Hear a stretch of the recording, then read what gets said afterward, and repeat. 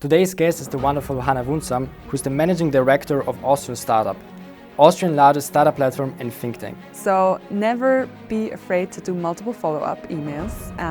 It often pays off. And I would like to know, Hannah, what is the early context that helps us understand the person who sits in front of us today? Definitely the hardest decision I had ever had to take.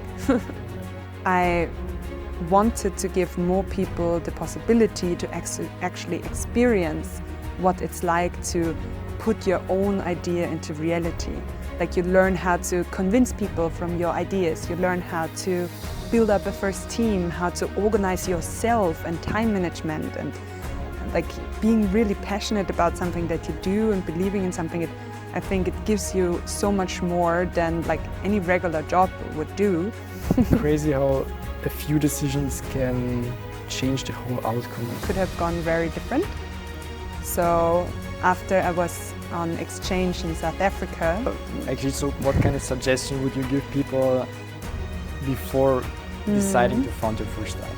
Really don't try to fall too much in love with the idea and stick to your idea, but fall in love with the problem you want to solve and really make sure you solve it in the best possible way. Stay tuned if you want to hear the #1 indicator which all successful entrepreneurs have in common, and don't miss out on this inspiring journey of innovation, resilience and unstoppable ambition. Welcome, Hannah.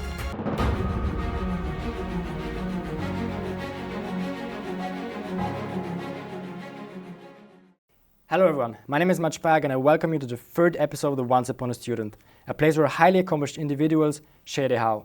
Today's guest is the wonderful Hannah Wundsam, who's the managing director of Austrian Startup, Austrian largest startup platform and think tank. With over 10,000 participants have gone through the entrepreneurial programs, many of whom have become successful entrepreneurs. Hannah's impact is clearly recognizable. Her entrepreneurial journey began during her master's, where she boldly co-founded a green tech startup focused on developing a circular system for reusable takeaway packaging. Stay tuned if you want to hear the #1 indicator which all successful entrepreneurs have in common, and don't miss out on this inspiring journey of innovation, resilience and unstoppable ambition. Welcome, Hannah. Thank you for the invite. Thank you for being part of this. And now to truly understand a person, you must delve into their origin, as we are all profoundly shaped by our early context. Certainly I am. And I would like to know, Hannah, what is the early context that helps us understand the person who sits in front of us today? So growing up in Vienna, going to a private gymnasium in Vienna, I didn't really learn a lot about entrepreneurship or saw myself as a potential entrepreneur in the future. But this really rapidly changed when I actually had the possibility to do an exchange semester in Australia. I studied back then at the University of Economics and Business in Vienna, and got to go to Perth, to the University of Western Australia for an exchange semester. And I stumbled into a pitch competition there. And for the first time, I saw a social entrepreneur pitching her idea for a social problem with a very sustainable and potentially highly profitable business model. And that was for the first time where I understood what the concept of social entrepreneurship means. That you can be part of a solution for a big societal or ecological problem, but still have a business model that is financed sustainably, that has potential to actually also be very successful on an economic level. Were the people in Australia also different when it comes to the entrepreneurial mindset than people in Austria? Well, at my university there, I had the feeling, yes, there was a lot that was going on, like students initiated charity runs and all kinds of smaller projects that also had the potential to have a business model behind it. And then at the college where I was, there was this student organization called Bloom. And Bloom was basically an organization that supported entrepreneurs coming out of university.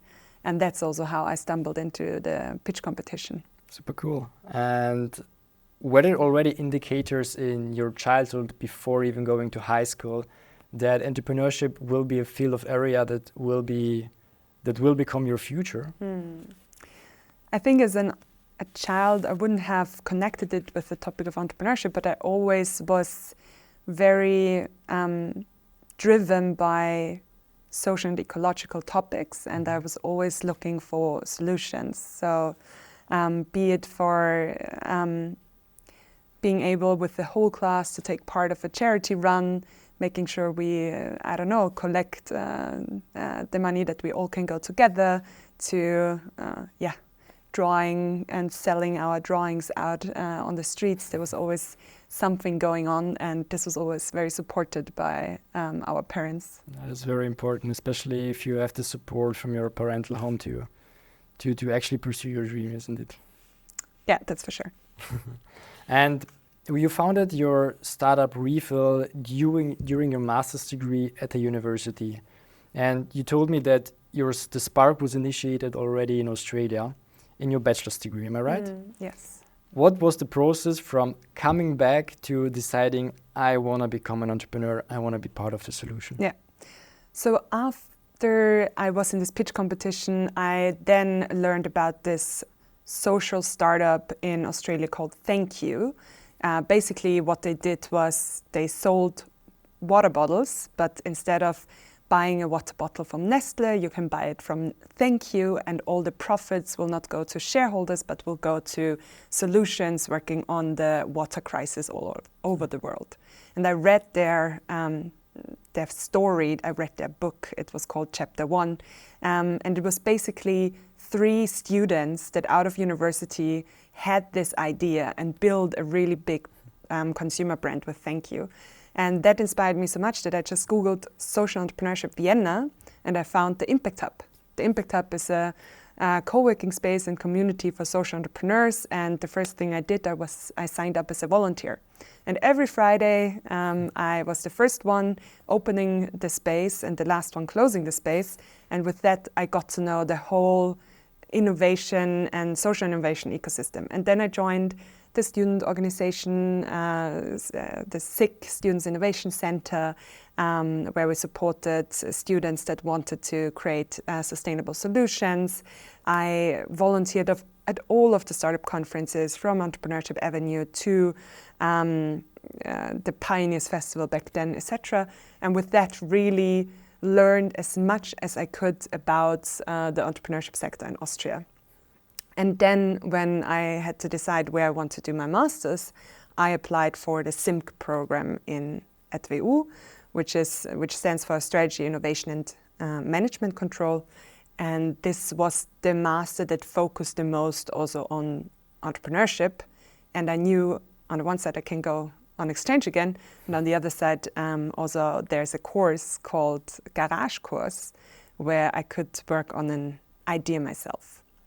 And after going to South Africa for half a year, kind of diving into the problems, spaces that are in a country that is not as well situated as Austria, also financially and socially, I learned super much, but I came back and was like, okay, I don't only want to work in the ecosystem anymore, I want to now try to do something myself.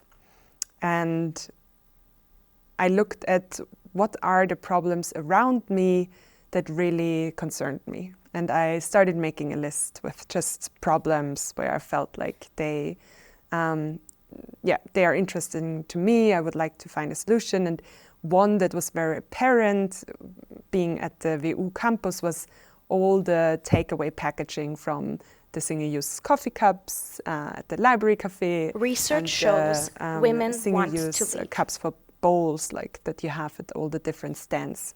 And I saw all the waste paper baskets flowing over, and I was like, that's actually a problem I would like to find a solution to. And that's how it started.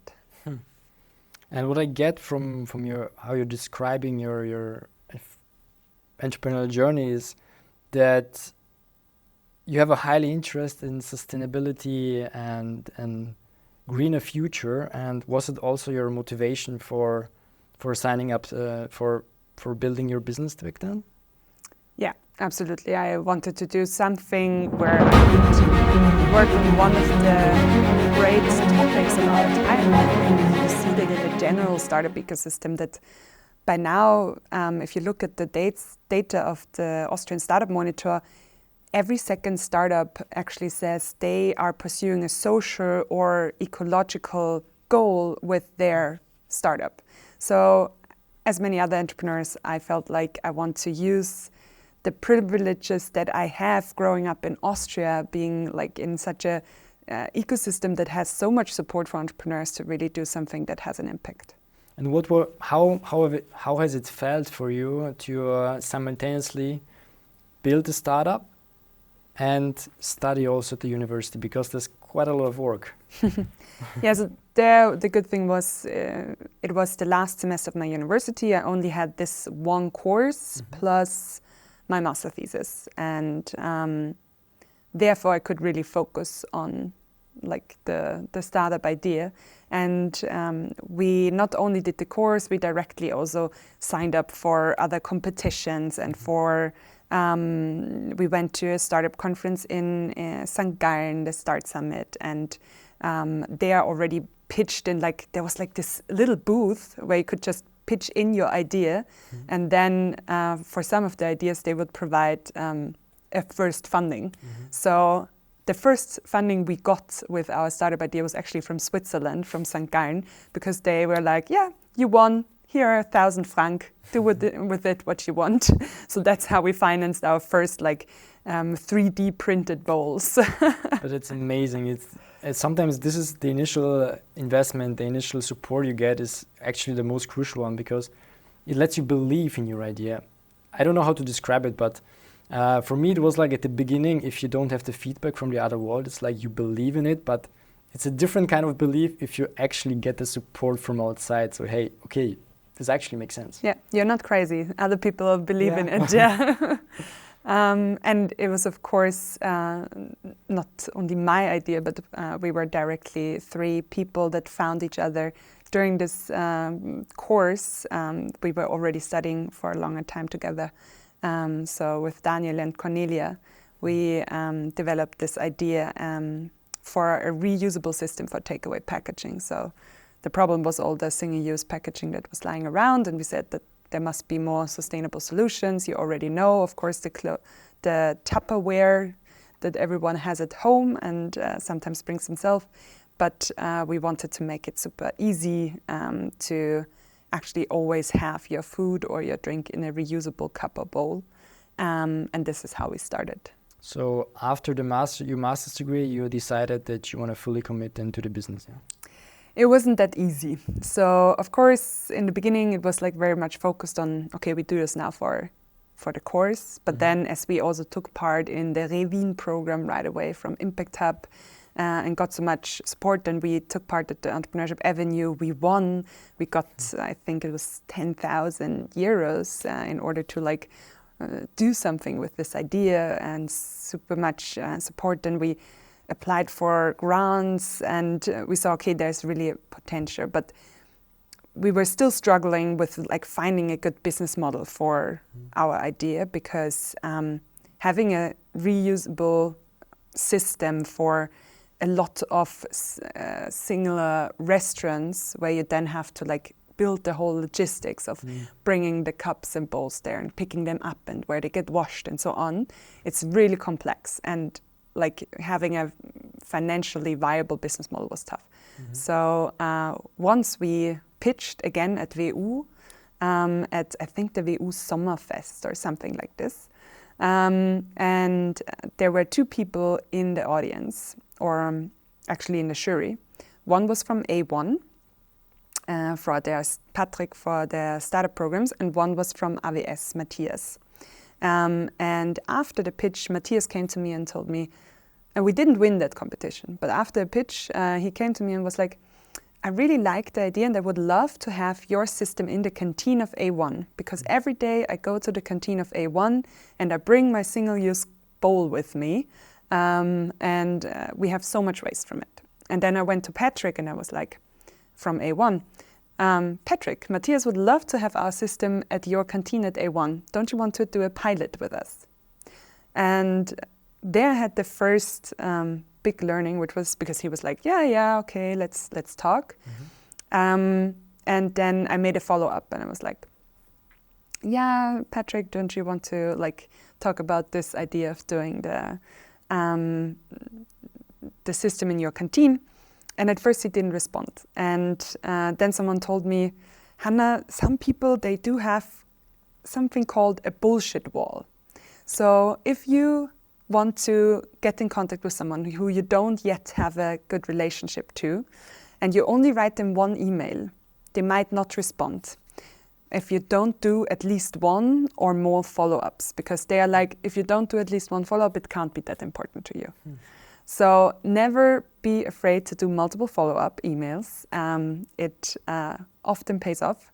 So I wrote another email, and in the end he came back to me, and we scheduled a meeting.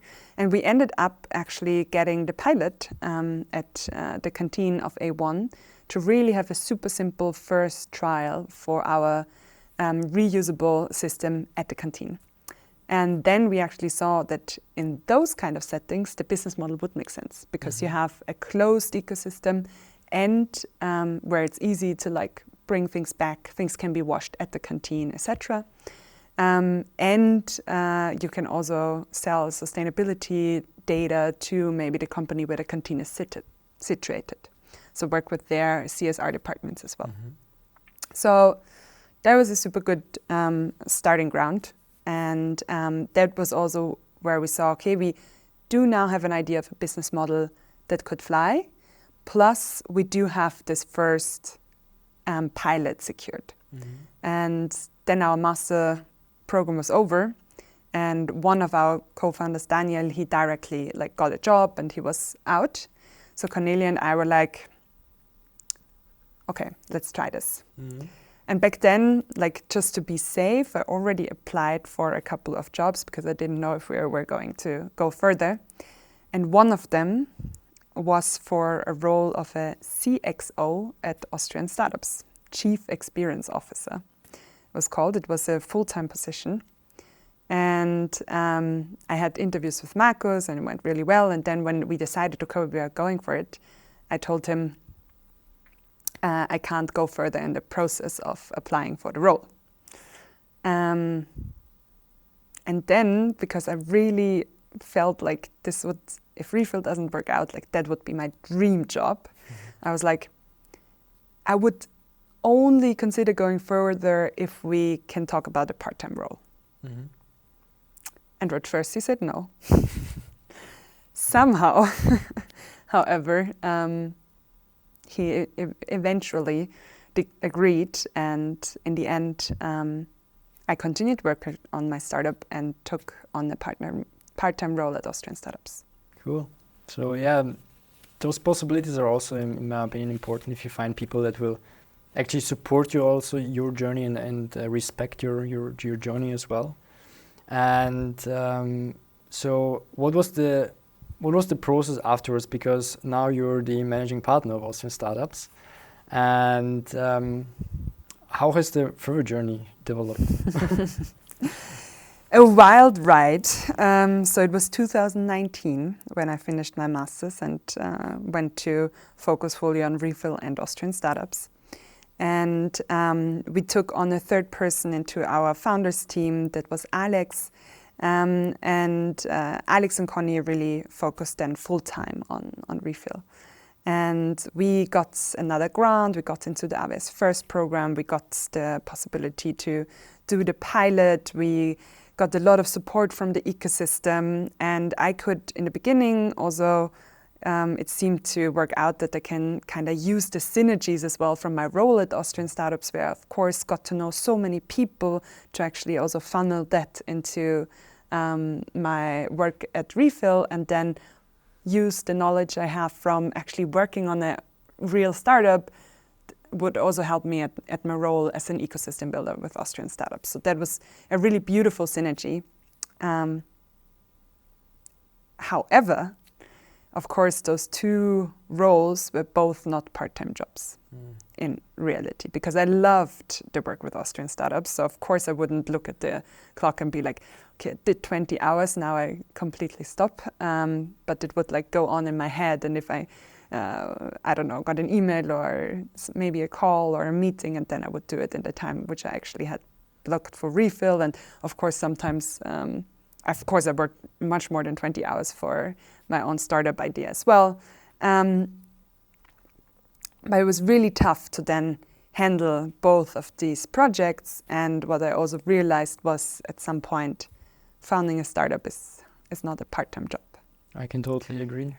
So I imagine you're also, are you also like that if you commit to a project, you cannot do it part-time because you think also afterwards in your private time about it? Yeah, I think part-time is anyways, if you're passionate about what you do, you definitely take it with you, and it will, 20 hours are not enough in order to accomplish all of your dreams, especially with the leading role at an organization like Austrian Startups, where you have such amazing team members and visions you want to accomplish. And also, of course, if you work on your own startup, you need more than 20 hours a week if you really want to progress. Yeah. So maybe to very quickly tell you how what went afterwards. After we already had first discussions with further canteens and really focused on building our business model there, Corona hit. I understand. So all of our canteens were not reachable anymore. Everything went into Kurzarbeit. I'm not sure what the English word is. Short frame work. It was an Austrian regulation system for COVID. So nobody was reachable. They had completely other topics in mind.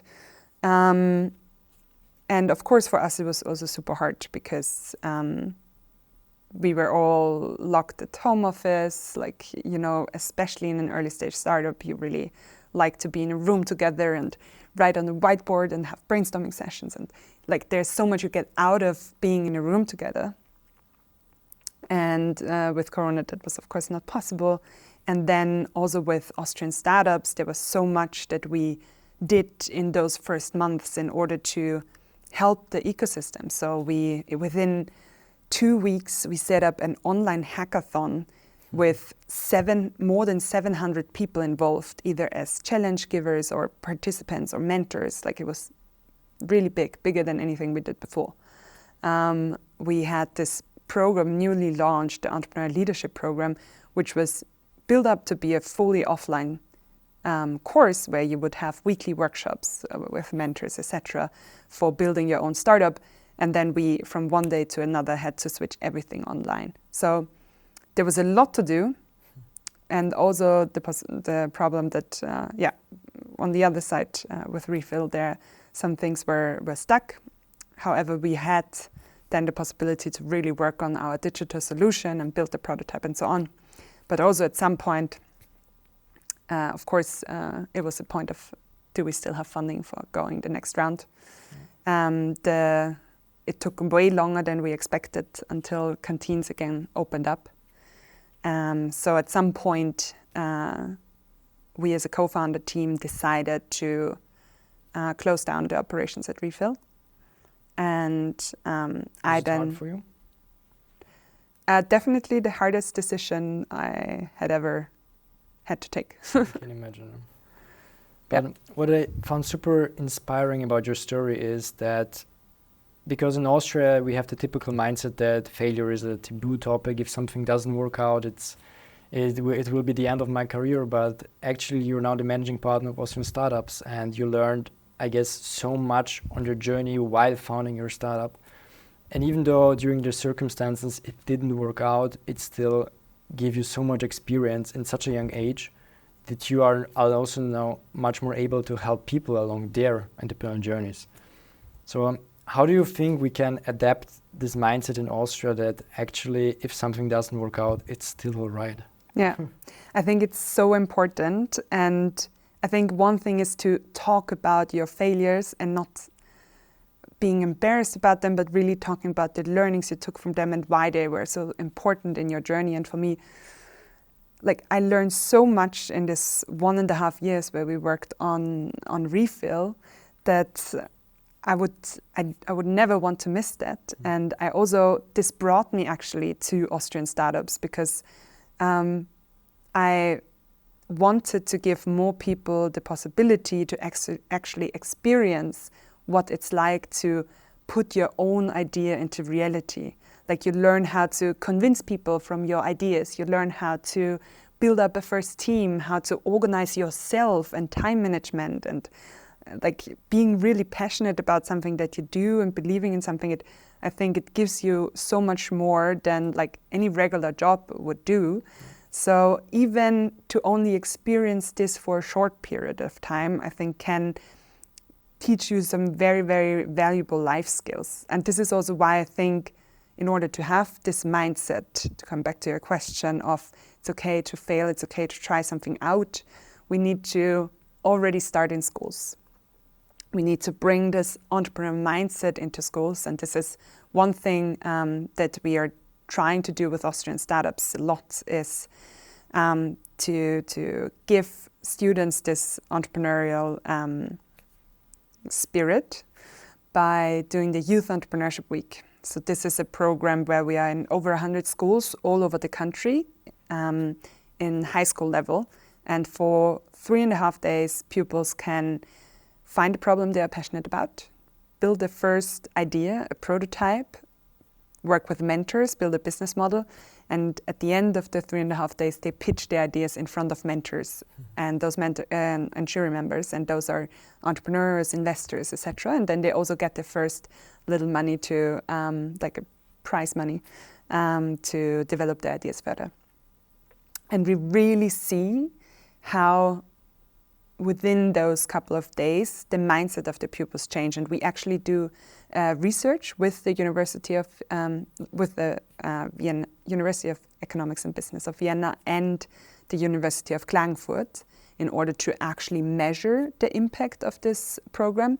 And we see that it has a long-term positive effect on the entrepreneurial mindset of the pupils. What are the KPIs you are measuring? Measuring with that, yeah.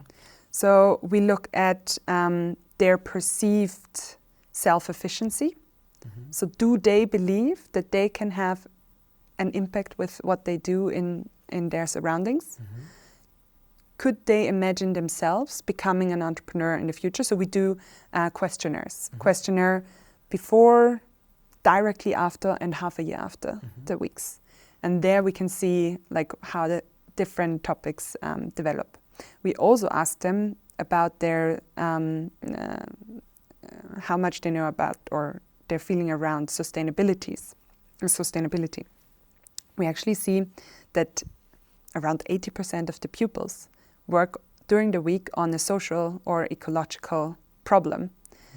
This mindset is already very much there. Like I think also the whole Fridays for Future movement, it had so much impact on our youth, mm-hmm. but they know they can go out and basically protest and get hurt, but there's not this feeling of self-efficiency that they can also build something and actually contribute themselves to the solution, that it's not only the politicians and the older people that can do something but themselves.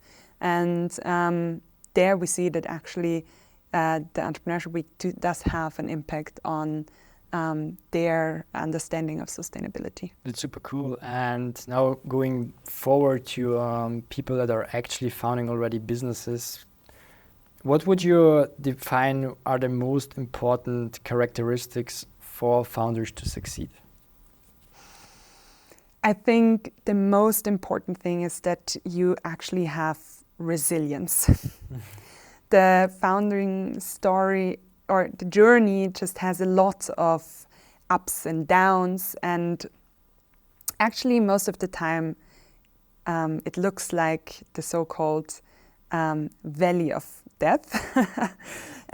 So you have in the beginning, like you have this idea and you're super hyped about it and you get the first feedback and everything is great. So you're on top of the curve. And then the more you learn about the topic and the more you dive into it, actually you realize that you do actually not understand it or know anything about this topic. So kind of like the feeling is going down like, shit, what am I actually doing? I don't know nothing. And at some point you're in this valley of death where you're like, okay, this is really not working out. And then you need either someone that is pushing you out of this again, or like you have maybe a small win, that you have a pitch competition where you get super good feedback, or where you actually win, and then you're like, okay, maybe I do know some of this, and that you understand it, and then maybe, you get an investment, you're again at this high, and then it goes down again. So it's kind of this roller coaster where you, in order to really survive this, you have to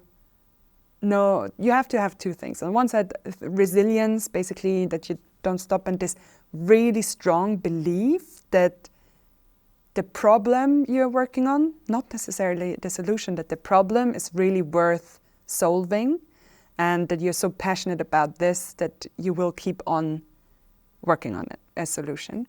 And the second one, I think, is having either a team, a co-founder, or people surrounding you that pull you a little bit out of your lows when you are at the low, that believe in you, that pull on the same string with you. Yeah, that's super. Actually, being an entrepreneur, I think the marketing for entrepreneurship was actually amazing, because now so many people also want to become entrepreneurs. But I think where they still, let's say, hit the wall is that their expectations are completely different than the reality, especially for the upcoming generations. What are the typical struggles founders do face, also emotionally, during the first stages of founding a startup? So what kind of suggestion would you give people before deciding to found their first startup? Actually, if you look at the numbers, the biggest reason why startups fail is because of co-founder conflicts. So now you could think, okay, then maybe it's better to start something on your own. However, if we looked this year with the Austrian Startup Monitor at the scale-ups, and 90% of the scale-ups that actually are successful founded in teams. So your co-founders, the people you're doing this journey with, they are one of the most important aspects. So I think really thinking very strongly about with whom do you want to work with, what is important to you, understanding on the one side what are the values of the other person that I'm working with, what are their goals, why are they in it? Like, are they in it because they want to build a unicorn, or do they actually want to build something small that maybe works in Austria but not like going and grow sustainably, but not going this hockey stick curve? Do they want to do an exit at some point, or do they want to do this for the rest of their lives? Like, there are a lot of questions that you should be asking yourself and your co-founder before you start doing this journey together, because it's really the most important aspect with whom you're in this. I agree on that. Especially the values have to be in line. And where do you see yourself in the next 5 years, and Austrian Startups as well? Yeah. So we have a lot of plans and still a lot to work on. I think the startup ecosystem within the last 10 years since Austrian Startups was founded has really grown and also becoming much more mature. But there are still so many topics to work on. I hope, or our goal is that actually we will have entrepreneurial projects and courses in every school, so that every pupil, once during their school journey, will actually go through a program like the Entrepreneurship Week, can also be a different program, but experience this entrepreneurial spirit.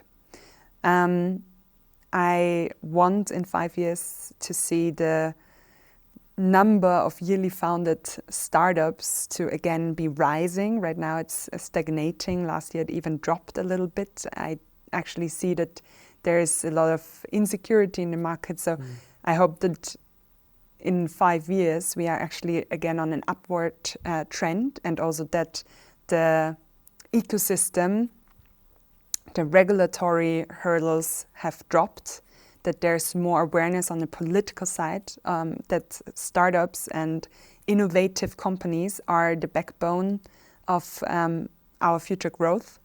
So the ones that are already showing that even in times of crisis, they are the ones that are thinking about hiring. Like 10,000 new jobs will be created by the startup ecosystem in 2024 is what we saw in the last monitor. So I think there to have more awareness and also a better picture of entrepreneurs in our general society. Super. A lot of things to work on. But that's actually good if you have all those goals in front of you. You know to what kind of future you're walking towards to. And are you happy with how your personal journey unfolded? Yes. I think you always only can connect the dots when you look back. And I would have never guessed that when I was in high school that at some point I would be leading Austria's biggest startup platform. I back then didn't really understand what startups are or had the picture of, I don't know, some Silicon Valley bros building the next Facebook. That for me was entrepreneurship and the startup ecosystem. So I think really it's beautiful to see that all the things that I did brought me to where I am today, and there's still so much that will come. So very curious about the next years. Also, I recently took on the role of a board member of the European Startup Network, and I'm a big fan and believer in Europe. I think there is still a lot of potential to also work closer with our European neighbors and build a strong European ecosystem. Totally agree on that. And what wisdom would you like to share with upcoming founders? I think one of the biggest topics is don't fall in love with your idea, fall in love with a problem.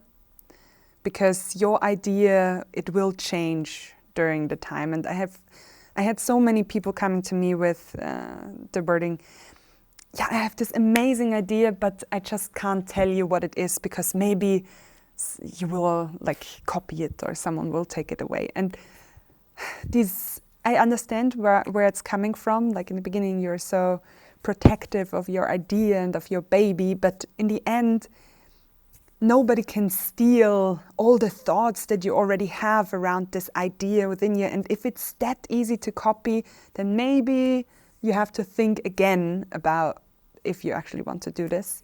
And also, your idea will change so much during this process.